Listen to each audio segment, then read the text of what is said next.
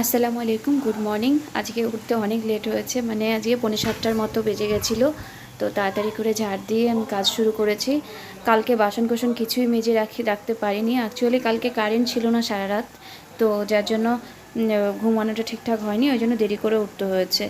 তো সকালবেলা উঠেই ঝাঁটা বাসন কোসন মেজে এক্সারসাইজ মেডিটেশন করে 8টা বেজে গেছে। আনায়া উঠে গেছিলো, ওকেই ফার্স্টে খাইয়ে পড়তে বসালাম। কালকে ফিজিক্যাল জিওগ্রাফির হাফ পার্টটা ছিল স্যারের একটা ক্লাসে, আর এই ক্লাসটাতে বাকি হাফটা মানে আজকে পুরো হিমালয়টা কমপ্লিট করা আছে।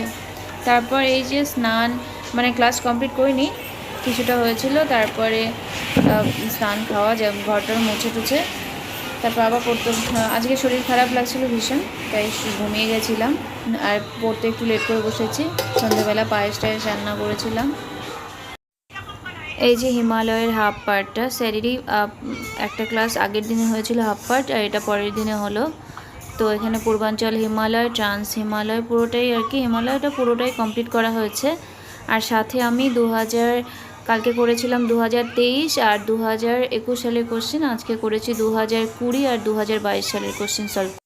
আর আজকে হচ্ছে কালকে দুটো জানুয়ারি আর ফেব্রুয়ারির ইম্পর্টেন্ট ডেটসগুলো যে পড়ে রেখেছিলাম সেগুলো লেখা হয়নি। আজকে জানুয়ারি ফেব্রুয়ারি মার্চ তিনটে, মানে মার্চটা নতুন করে পড়েছি, আর জানুয়ারি ফেব্রুয়ারি রিভিশন করে তিনটে একসাথে লিখেছি।